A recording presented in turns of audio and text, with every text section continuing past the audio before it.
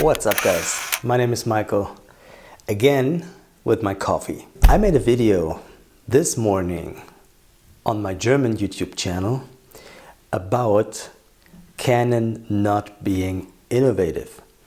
And I was really amazed about how many people were commenting and interacting with this video. So I thought I'd do the same video in English now. So I'm pretty excited to see how you guys react to that topic. As you might know, I have started photography with a Canon 10D. Actually, it was called D10.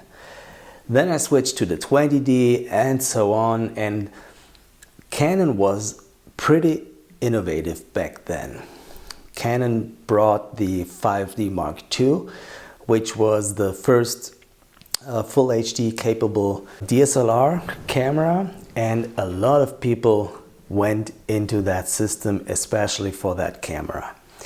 So you were able to get a really great film-like look with this camera, with the full frame sensor. That was something that was really innovative. You know, working with live view was something that nobody had thought about before, and Canon brought it to their cameras.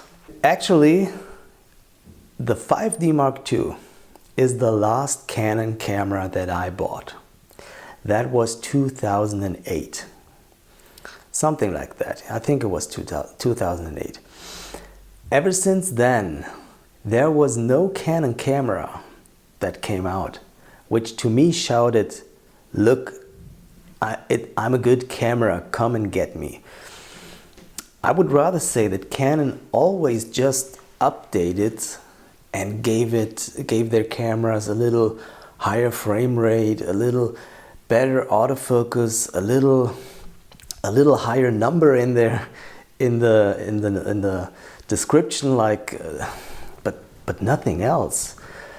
Other brands did something in the same time that is really impressive, you know.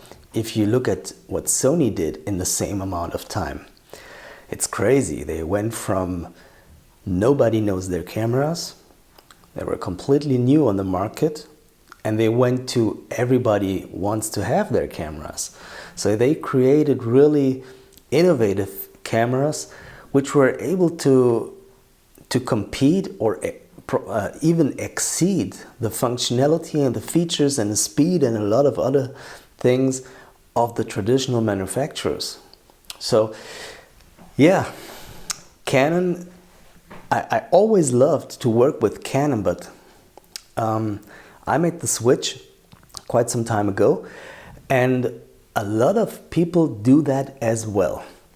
Especially, I think this will only start right now, because what I think is that a lot of people wanted to wait for Canon to finally release their, let's call it, proper mirrorless system, which was supposed to be the EOS R.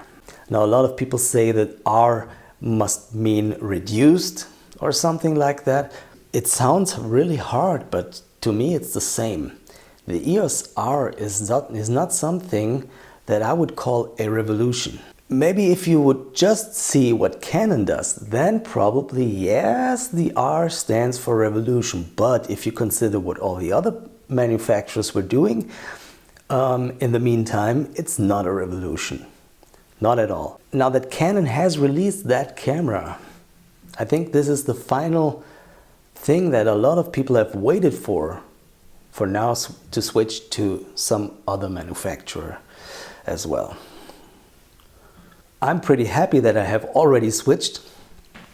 Especially I'm pretty happy that I have switched to a manufacturer that really is innovative. But you never know that before you switch. Sometimes things changed. You know, Canon used to be innovative.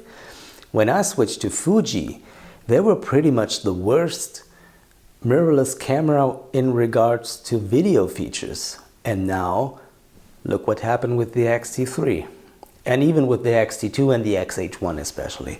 But things change so quickly, it's not like it used to be. And the same things really do happen in other areas as well.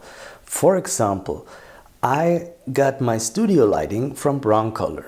Broncolor and Profoto are the two main, the most well-known manufacturers for studio lighting. They have great products. Don't get me wrong, I'm really satisfied with the things that they do, but they are not innovative like other manufacturers are. So right now I'm waiting for receiving a Godox 8400 flash, which will be released later this year. I'm looking forward to test it, to compare it against my Broncolor system, and who knows what happens next year or in 2 years. I don't think that I will stay with that company forever. It's pretty exciting what kind of things happen in the photo industry, and I would never have thought about that. And honestly, I would have expected Canon to really hit the market with an amazing camera. But yeah, just not what everybody was expecting, especially the kind of people who own Canon equipment. I think they mostly expected something different. I'm pretty excited. What cameras do you use? Are you still using the system that you first got when you started into photography? Or did you once shoot with Canon or Nikon? And when did you switch? And why did you switch? Or are you going to switch to some other manufacturer? Are you going to switch from Canon to Fuji? Are you going to switch from Nikon to Fuji or from Canon to Sony? Tell me what's your plan about your photography gear, and let's discuss about the reasons why you would want to do that. Anyway, I will now finish my coffee. I hope you enjoyed these thoughts about the current market situation and about the revolution that Canon has put to the market. And I'm really still excited. I still want to have that camera in my hand. Probably I will go check their booth on the Photokina, but I don't think this camera will excite me once I have it in my hand. It doesn't even excite me on paper, so how can it be? Yeah, it won't happen. Let's be honest. But I still will check it out. If you're on the Photokina, let me know. Maybe we can arrange a little coffee together and have a chat. Thanks for watching, guys. See you.